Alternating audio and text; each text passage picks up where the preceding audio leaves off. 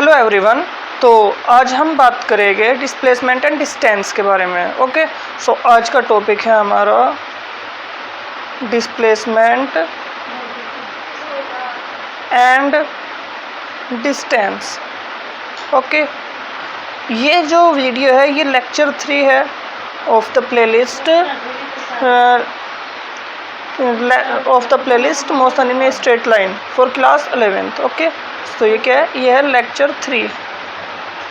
तो इसमें देखो हमें देखना है सबसे पहले डिस्प्लेसमेंट क्या है, फिर हम बताएंगे डिस्टेंस क्या है, उनमें फिर डिफरेंस क्या है ये भी आपको पता चलेगा विद एग्जांपल कि ये दोनों एक दूसरे से डिफर कैसे है। ठीक है, तो सबसे पहले हम देखेंगे डिस्प्लेसमेंट।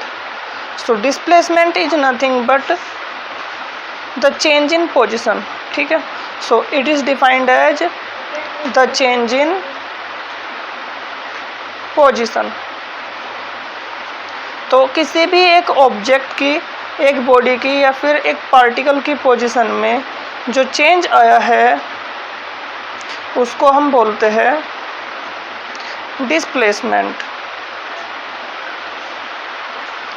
अब ये तो था सिर्फ डिस्प्लेसमेंट की बात, लेकिन क्या ये इतना डिफाइन करना एनफ होगा? अगर हम मैथमेटिकली देखें तो कभी कभी मैथमेटिकल पॉइंट ऑफ व्यू से चेंज इन पोजीशन ये हमारे लिए बेटर होता है, सूटेबल होता है। अगर मैं इसको सिंबॉलिकली लिखूँ तो इसको मैं डेल्टा एक्स से रिप्रेजेंट करूँगा। डेल्टा एक्स क्या होगा? X final minus x initial. ठीक है, अब इसमें जो एक्स फाइनल है उसका मतलब क्या है? Final position of body. ठीक है, जो बॉडी की फाइनल पोजीशन होगी, जो या फिर आपका पार्टिकल हो, ठीक है, जो मूव कर रहा है तो उसकी एक इनिशियल पोजीशन होगी शुरुआत में और उसकी एक बाद में सबसे लास्ट में पोजीशन होगी। तो एक्स आई क्या होगी? इसकी इनिशियल पोजीशन होगी।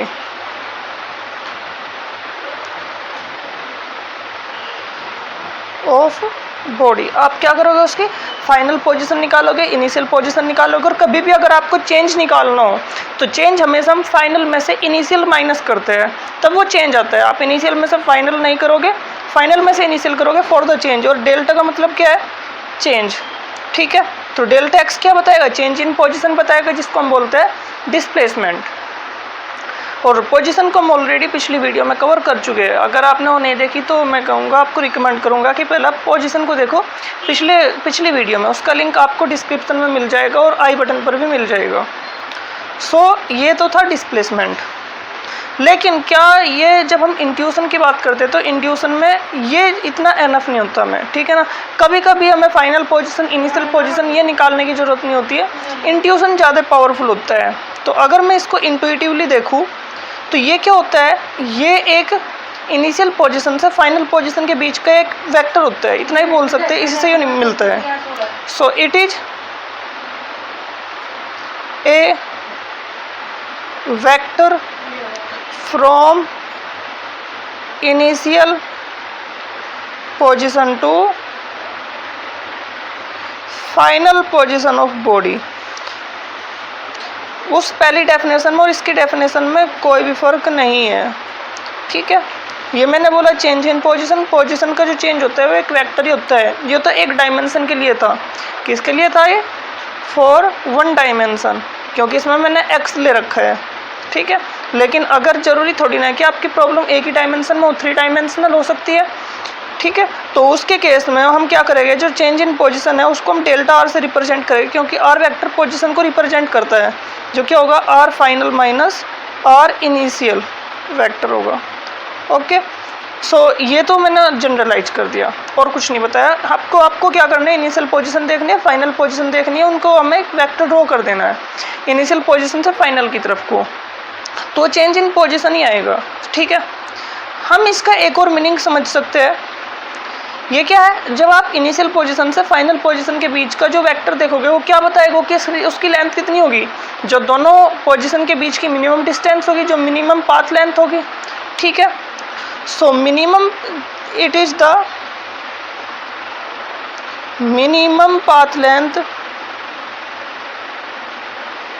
लेंथ बोल लो, या फिर जो हम आगे कवर करेंगे डिस्टेंस भी, इसको हम वर्ड यूज कर लेते हैं। मिनिमम का मतलब है कम से कम, between initial position to final position, ठीक है। तो ये क्या है, इनिशियल पोजीशन से फाइनल पोजीशन के बीच की मिनिमम पाथ लेंथ होगी एंड इट्स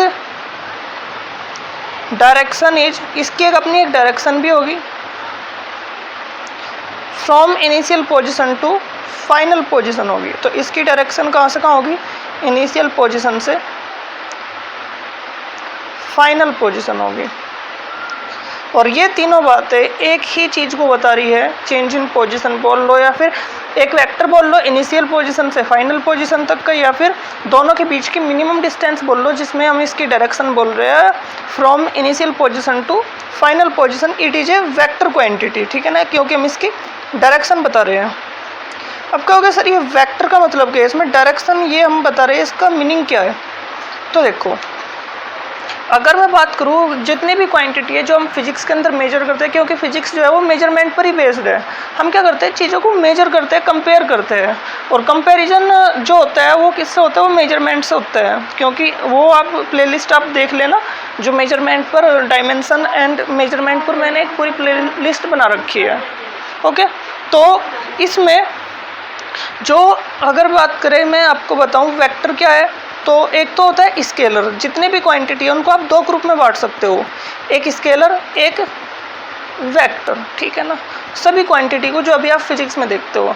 तो स्केलर क्वांटिटी वो होती है जिसका अपने एक मैग्नीट्यूड होता है, हाँ भाई ये 5 किलोग्राम आपका मतलब मास हो गया, आपके पास कोई सामान है, इसका वजन कितना है, इसका मास कितना है 5 किलोग्राम है, 2 लीटर दूध होगा, ठीक है। ऐसी कोई भी क्वांटिटी हो सकती है। जब आपके हो गए 2 लीटर दूध, तो आपको उसके 2 लीटर की डायरेक्शन नहीं बतानी होती कि कौन से डायरेक्शन में है।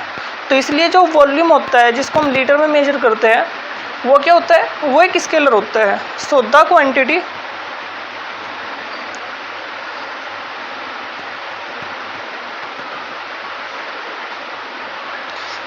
which do not have direction, ठीक है ना, it has only magnitude is known as scalar, ठीक है ना। तो इनको स्केलर्स बोलते हैं। अगर मैं एग्जांपल लूँ तो क्या हो गया, मास हो गया, आपको ये नहीं बताना 5 किलोग्राम जो आपने कोई भी सामान खरीदा है वो उसकी डायरेक्शन नीचे को है और फिर ऊपर को है। So you don't need to specify. और उसके बाद हम बोल सकते हैं इसका वॉल्यूम। तो ऐसी स्पीड भी होएगा, एक हम अभी क्वांटिटी पढ़ेंगे डिस्टेंस, वो भी इसी कैटेगरी में आता है। ओके, सो एटसेट्रा, ये सभी स्केलर्स है। सो अगर हम बात करें वेक्टर की, तो वेक्टर में क्या होगा, उनके पास मैग्नीट्यूड भी होगी और डायरेक्शन भी होगी।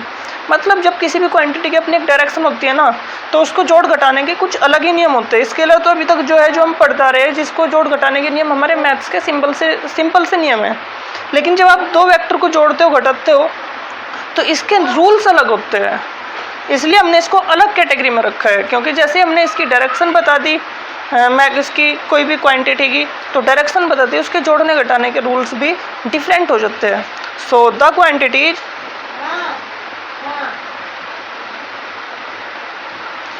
which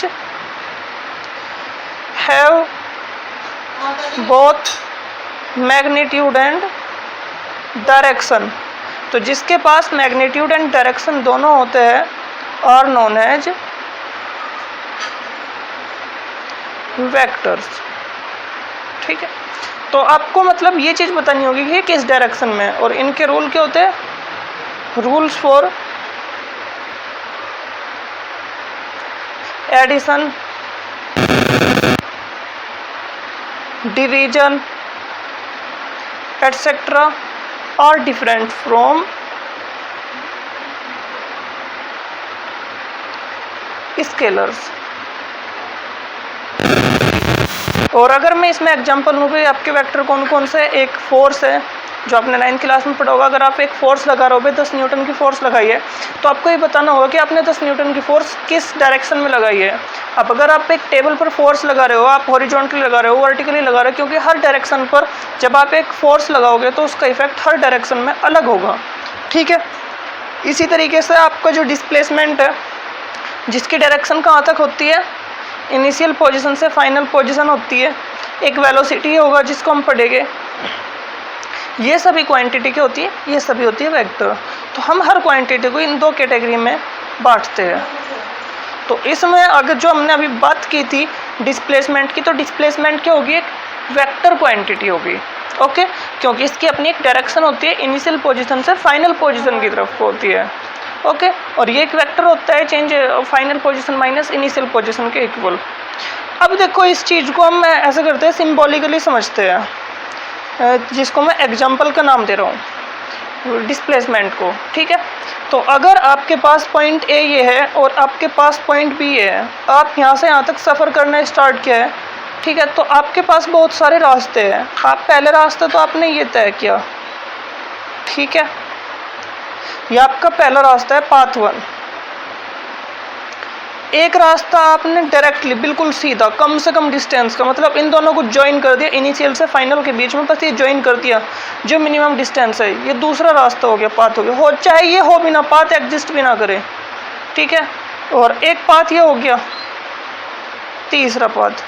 तो इस केस में जो ये लेंथ होगी इसको हम बोलते हैं डिस्प्लेसमेंट। ठीक है ना, आप क्या करोगे, उसकी इनिशियल पोजीशन ये है, फाइनल पोजीशन ये है, आप क्या करोगे, इनिशियल पोजीशन को पकड़ोगे, फाइनल को पकड़ोगे, और उसके बीच की जो मिनिमम डिस्टेंस हो देख लोगे, डायरेक्शन होगी इनिशियल से फाइनल की तरफ को।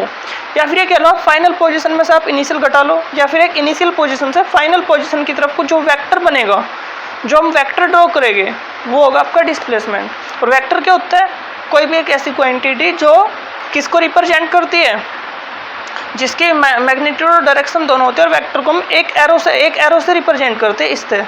जैसे ये फोर्स है तो हम क्या करेंगे, फोर्स को इस एरो से रिप्रेजेंट कर देते हैं। वेक्टर के बारे में डिटेल में हम आएंगे। तो जब हम वेक्टर होते हैं बिल्कुल एक स्ट्रेट पाथ से, एक स्ट्रेट लाइन से डिनोट करते हैं विद एन एरो, जिसके एक साइड पे एरो और बिल्कुल स्ट्रेट लाइन। तो क्या होगा, इनिशियल पोजिशन से फाइनल पोजिशन की तरफ को ये वेक्टर होगा।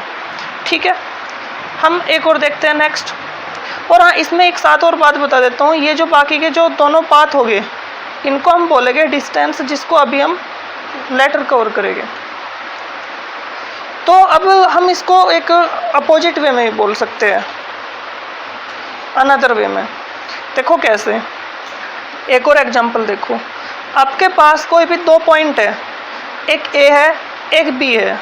ओके, ये ए हो गया, ये बी हो गया। मैं ऐसा करता हूँ, एक कोऑर्डिनेट सिस्टम बना ही लेता हूँ, जैसा हमने पिछकल बनाया था एक्स वाई जेड का। तो ए की पोजीशन होगी कुछ अपनी, बी की पोजीशन होगी कुछ अपनी। ठीक है, ये मैं मान लेता हूँ आर ए है, ये मैं मान लेता हूँ आर बी है। ठीक है, तो इसके बीच में अगर ये आपके इनिशियल पॉइंट है और ये आपका फाइनल पॉइंट है, तो आप कहाँ, इसका वेक्टर कहाँ होगा, आप इनिशियल से फाइनल की तरफ को ड्रॉ कर दोगे एक लाइन। अब जो लंबाई होगी, ये जो वेक्टर आपने खींचा है, इसको हम क्या बोलेंगे, डिस्प्लेसमेंट बोलेंगे। और पता है डिस्प्लेसमेंट कितना होगा, ये बी की तरफ को साइन है। तो अगर हम वेक्टर के लॉ देखें, मैं आपको वेक्टर के लॉ इस वीडियो में एक्सप्लेन नहीं कर रहा हूँ, लेकिन अगर हम वेक्टर के लॉ देखें तो इस केस में क्या होता है कि जो आपका बी पॉइंट है, इस पॉइंट की तरफ से आप क्या करोगे, इसकी पोजीशन में से आप जहाँ से आपने स्टार्ट किया इसकी पोजीशन करोगे, तो आपको ये बीच वाला वेक्टर मिलेगा, जिसको मैं बोल देता हूँ डेल्टा आर। ठीक है, तो देखो आप क्या कर रहे हो, दोनों की पोजीशन है, आप क्या कर रहे हो, ए से बी जा रहे हो। तो आपका जो फाइनल पॉइंट है उसमें से अगर आप इनिशियल पॉइंट की पोजीशन, फाइनल पॉइंट की पोजीशन में से अगर आप इनिशियल पॉइंट की पोजीशन को माइनस करोगे, तो ये जो आपको मिलेगा, ये मिलेगा आपको डिस्प्लेसमेंट। ठीक है, पिछले वीडियो में हमने इसमें एक एग्जांपल भी लिया था, तीनों एक्सिस में मानकर मैंने इसके कोऑर्डिनेट बताऊंगा, फिर इसके बताऊंगा, और आपको क्या करूंगा, इसके बीच की मिनिमम डिस्टेंस देखूंगा। तो उसमें हम क्या करते हैं, कोऑर्डिनेट की फॉर्म में लेते हैं। मैं मान लेता हूँ कि जो ए के कोऑर्डिनेट है क्या है, एक्स ए, वाई ए, ठीक है, जेड ए, ये ए के कोऑर्डिनेट होगी। ठीक है, ये ए की पोजीशन होगी। और बी की पोजीशन में मान लेता हूँ क्या है, x B, y B, z B, कुछ ऐसी पोजीशन होगी। तो जो इस केस में जो डेल्टा आर होगा वो क्या होगा, एक्स बी में से हम क्या करेंगे, एक्स आर बी में से हम आर ए घटाएंगे। तो ये तो है आर ए वेक्टर, और ये क्या है आर बी, बी की पोजीशन। इसको लिखने का एक और तरीका होता है, तो हम क्या करेंगे, एक्स वाले में से एक्स वाला घटाएंगे, वाई वाले में से वाई वाला, और जेड वाले में से जेड वाला। तो जो इस केस में डिस्प्लेसमेंट आएगा वो कितना आएगा, x B minus x A, comma y B minus y A, comma z B minus z A. अब क्या हो गया सर, ये तो कोऑर्डिनेट लग रहा है, एक्चुअली एक वेक्टर है, ये लेंथ को रिप्रेजेंट करता है और एक डायरेक्शन को भी रिप्रेजेंट करता है। ये इसकी लेंथ और इसकी डायरेक्शन दोनों बताएगा, जिसको हम वेक्टर वाली प्लेलिस्ट में कवर करेंगे, जो आपके नेक्स्ट चैप्टर में आता है एनसीईआरटी के। तो मैं एनसीईआरटी पैटर्न को फॉलो कर रहा हूँ। सो ये कमी एनसीईआरटी की है कि आपको अभी तक ये चीज़ पता नहीं है, बट डोंट वरी, मैं आप सिर्फ इतना याद रखो, आप फाइनल पोजीशन लिखोगे, इनिशियल पोजीशन लिखोगे, फाइनल में से इनिशियल घटा देना है, आपको इसमें क्या मिलेगा, डायरेक्ट डिस्प्लेसमेंट मिलेगा। और अगर ये अजीब स्ट्रक्चर लग रहा है आपको, क्योंकि इसकी तो अपनी एक लेंथ होनी चाहिए थी, डायरेक्शन होनी चाहिए थी, ये इन्फॉर्मेशन इसकी लेंथ और डायरेक्शन दोनों को बताता है, जिसको हम बाद में कभी देखेंगे। ओके, सो ये एग्जाम्पल में आपको दिया जा सकता है कि आपको ए की पोजीशन दे दी, बी की पोजीशन दे दी, ठीक है, तो आप डिस्प्लेसमेंट बताओ, ऐसा भी हो सकता है। मैं ऐसा करता हूँ, इसको सिंपल केस से लेता हूँ कि स्ट्रेट लाइन केस से एग्जाम्पल। तो एक स्ट्रेट लाइन केस में हमने क्या करा था, एक इस तरह का किया था एग्जाम्पल, ठीक है। तो मैं मान लेता हूँ भाई ये आपका क्या है, ओरिजिन पॉइंट है 0। ओके, अब जैसे ही मैंने 0 मान लिया, तो इस साइड में पॉजिटिव नंबर्स रखूँगा। ये एक स्ट्रेट रोड पर मैंने कोई भी एक जगह 0 मान ली है, जिसके रेस्पेक्ट में मैं क्या देख रहा हूँ, कोऑर्डिनेट एक सिस्टम बना रहा हूँ पोजीशन देखने का, लोकेशन देखने का। तो इसको मैंने 0 माना है, इधर रखूँगा, इधर रखूँगा, क्योंकि एब्सोल्यूट फ्रेम ऑफ रेफरेंस कुछ नहीं होता, हम एब्सोल्यूट नहीं मान सकते कहीं पर भी 0, हम अपनी मर्जी से मान लेते हैं कहीं पर भी, ठीक है। तो इसके राइट साइड में हम पॉजिटिव नंबर्स रख देंगे, किलोमीटर में हो गए नंबर्स, ओके, और नेगेटिव साइड में हम माइनस नंबर रखेंगे। और ये जो डिस्टेंस है, 0 और 1 के बीच की डिस्टेंस है 1 किलोमीटर। अगर हमने यूनिट नहीं बताई तो केवल यूनिट लिख देंगे। अब देखो यहाँ पर होता क्या है, एक पार्टिकल है जो x = 3 पर रखा है, पॉइंट ए आपका यहाँ पर है, ठीक है ना, ये आपकी इनिशियल पोजीशन है, और ये इसको जाना है कहाँ पर, x = -6 पर, ये आपका पॉइंट बी। तो एक तो तरीका सीधा चला जाए, बट एक्चुअली ये सीधा नहीं जाता है, ये डायरेक्टली जाता ही नहीं है। ये पता क्या करता है, ये पहले तो इसको 6 पे जाना था, ये पहले तो पहुंच जाएगा x = +6 पे, क्योंकि इसको था कन्फ्यूजन। यहाँ पर जाकर देखा गया कि ये अपनी जगह पर नहीं पहुंचा, फिर ये यहाँ से लेगा यू टर्न लेकर फिर वापसी आएगा, इसे आगे जाके लगेगा कहीं ये ज़्यादा दूर तो नहीं आ गया, फिर ये x = -3 पे क्या होगा, फिर से यू टर्न ले लेगा, और यू टर्न ले गया जब ये x = +2 के पास जाएगा एड्रेस पूछने के लिए, और जब ये +2 के पास एड्रेस पूछने के लिए जाएगा, कहेगा नहीं आपको और आगे जाना चाहिए था, फिर ये और आगे जाएगा, तो ये पहुंच जाएगा x = -6 पर, ये इस पाथ को फॉलो करेगा, ठीक है। तो ये आपका एग्जाम्पल है, इसमें आपको बताना है डिस्प्लेसमेंट। डिस्टेंस का कंसेप्ट मैंने इंट्रोड्यूस नहीं किया, हम इसमें डिस्टेंस का कंसेप्ट भी इंट्रोड्यूस करेंगे इस एग्जाम्पल में। तो देखो, आपको इसमें टेंशन नहीं लेनी है, आपकी इनिशियल पोजीशन कितनी है, XA है, XA = कितनी है, 3 है, प्लस के 3 किलोमीटर है, एंड आपकी फाइनल पोजीशन कितनी है, XB -6 किलोमीटर है, ठीक है। टेंशन बिल्कुल नहीं लेनी है, जो आपका डिस्प्लेसमेंट होगा वो कितना होगा, वो डायरेक्टली होगा delta x = final position minus initial position XB - XA। XB है -6 किलोमीटर और XA +3 किलोमीटर, तो जुड़ के आएगा -9 किलोमीटर। -9 किलोमीटर का मतलब क्या है, जो पार्टिकल है वो ओवरऑल माइनस डायरेक्शन में चला है और 9 यूनिट चला है। इसका मतलब क्या है, ये माइनस डायरेक्शन में चला है और 9 यूनिट चला है, मतलब आप गिन के देखना, ऐसे चला था ना, 1 2 3 4 5 6 7 8 9, तो ये फर्क नहीं पड़ता कहाँ से कहाँ तक चला है, ए से चलना स्टार्ट किया, बी से चलना स्टार्ट किया, ये इस बात को नहीं बताता डिस्प्लेसमेंट में हमें फर्क नहीं पड़ता कि ये ए से चला बी पर गया, नहीं, डिस्प्लेसमेंट हमें सिर्फ इतनी जानकारी देता है कि ये माइनस डायरेक्शन में चला है, चाहे ये पॉजिटिव ही क्यों ना हो, जरूरी नहीं है -6 पे गया, हो सकता है ये प्लस के 1 पे रुक जाए, ये चला है माइनस वाली डायरेक्शन में 9 यूनिट, फर्क नहीं पड़ता कि ये पॉइंट कहाँ पर है, बी पॉइंट कहाँ पर है, ठीक है।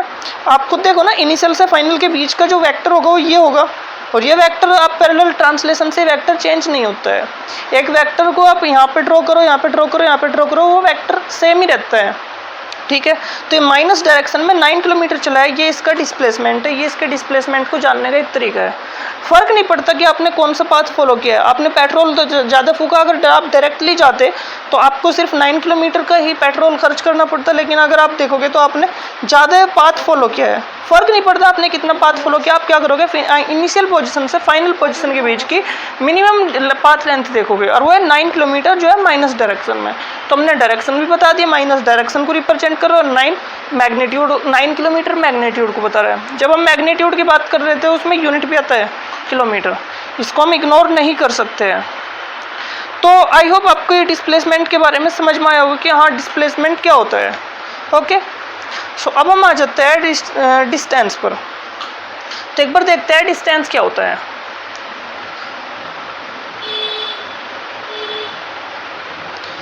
So if we talk about the distance, तो हम ये बोलेंगे कि जो एक क्वेश्चन आया था पिछले सवाल में कि हमने जो ये एक्चुअल में जो पाथ फॉलो किया है, जो हमने एक्चुअल में पाथ ट्रेवल किया है, इसको हम क्या बोलेंगे, ठीक है ना। क्योंकि एक्चुअल सिचुएशन तो क्या होती है, हम कुछ ना कुछ पाथ फॉलो करते हैं, हम इनिशियल से फाइनल तक देखते ही डायरेक्ट नहीं पहुंचते हैं, ठीक है ना। क्योंकि रियल लाइफ एग्जांपल ऐसे ही होते हैं, क्योंकि रोड्स क्या होते हैं, हमें कभी कभी एक बड़ा पाथ फॉलो करना होता है।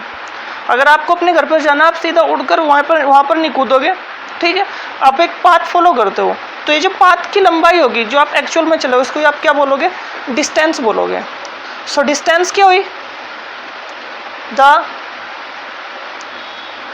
Path length, actual path length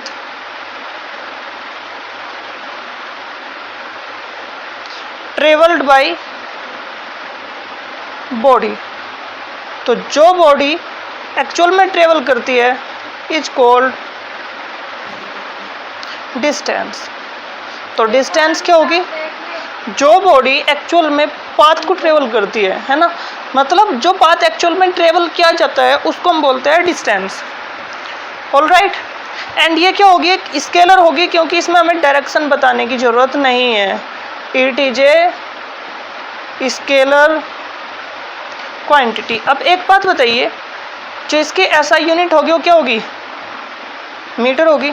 तो डिस्प्लेसमेंट की ऐसा यूनिट क्या थी, मीटर थी, क्योंकि डिस्प्लेसमेंट और डिस्टेंस दोनों की ऐसा यूनिट क्या सेम है। अब देखो मैं आपको एक एग्जांपल देता हूँ, एक सिचुएशन देता हूँ। For a straight line path, अगर एक पार्टिकल एक स्ट्रेट लाइन पाथ पर चल रहा है, ठीक है ना, बिल्कुल स्ट्रेट लाइन पाथ पर, विदाउट एनी यू टर्न, बिना किसी यू टर्न के। तो अगर एक पार्टिकल है, ये ए से चला है और बी की तरफ को, आगे की तरफ को बढ़ने लग रहा है, ये बी की तरफ को जा रहा है, तो जितना इसका डिस्प्लेसमेंट होगा उतना इसका डिस्टेंस होगा। तो डिस्प्लेसमेंट इक्वल टू क्या होगा,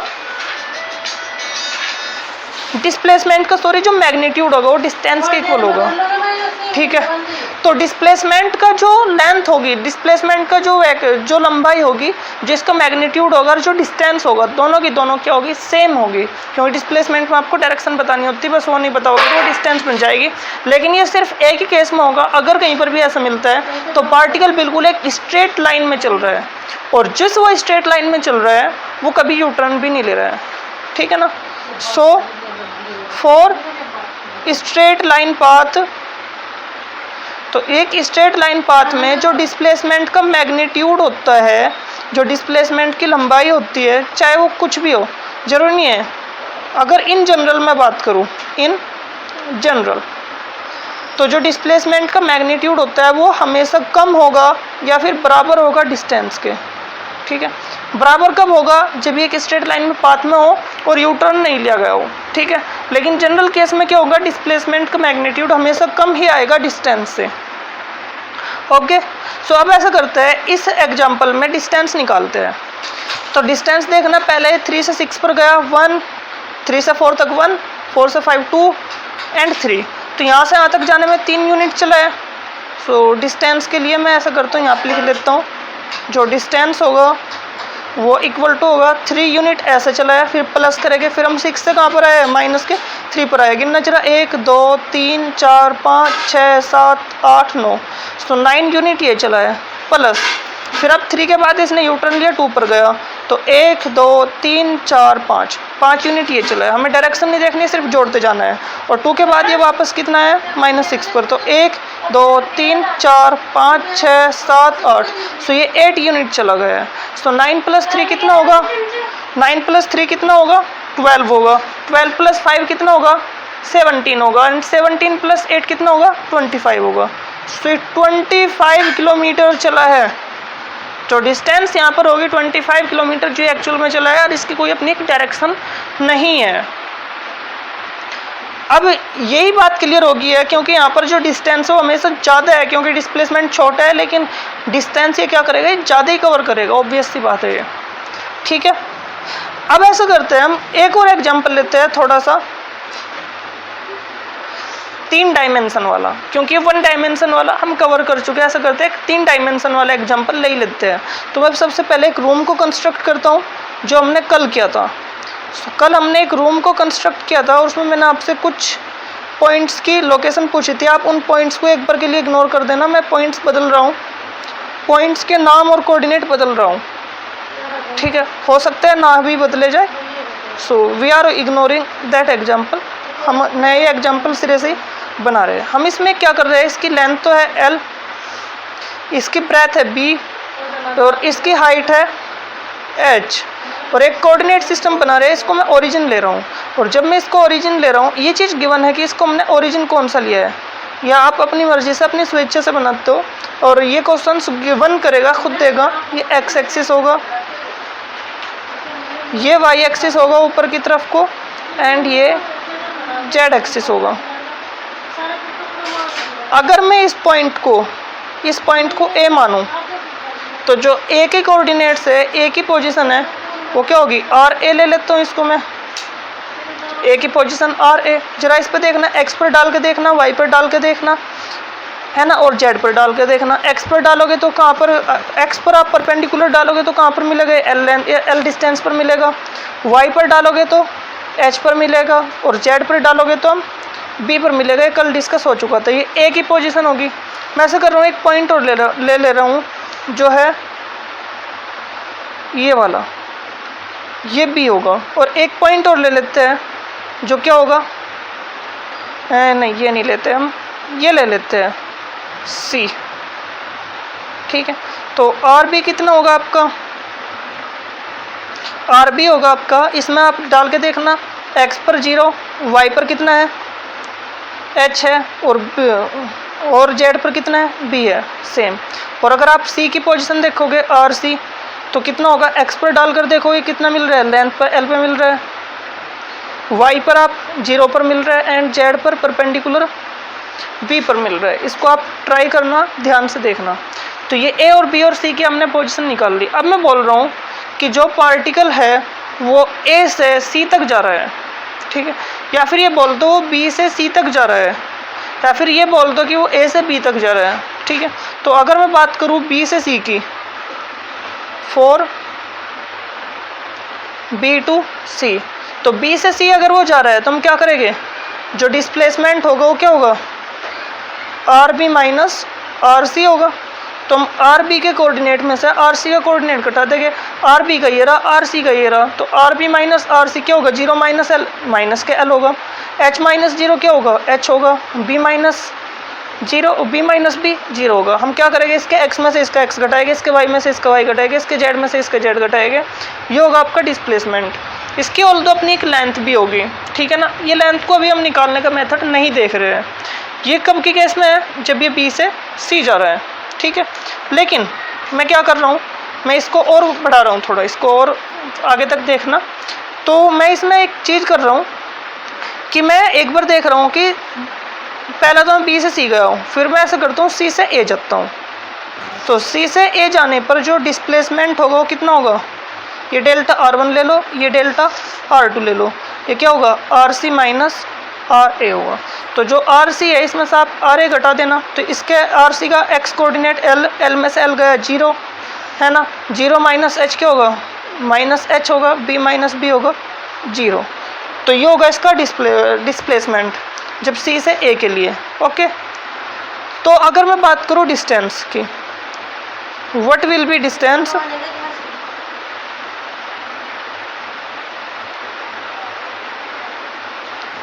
if I go from B to C then C to A, देखो अगर मैं बी से सी जाता हूँ और सी से ए जाता हूँ तो डिस्टेंस कितनी होगी? तो टेक्निकली देखा जाए तो मैं पहले बी से सी जा रहा हूँ, फिर सी से ए जा रहा हूँ। तो क्या जा रहा हूँ मैं? सिर्फ डायरेक्टली बी से ए जा रहा हूँ। तो अगर मैं बी से ए के केस में जो यहाँ पे अगर मैं डिस्प्लेसमेंट देखूँ तो डिस्प्लेसमेंट क्या होगा? R B minus R A होगा। सॉरी, बी से ए जा रहा हूँ तो R A minus R B होगा, ठीक है ना। तो टेक्निकली मैं आर ए से आर बी जा रहा हूँ तो R A minus R B हो।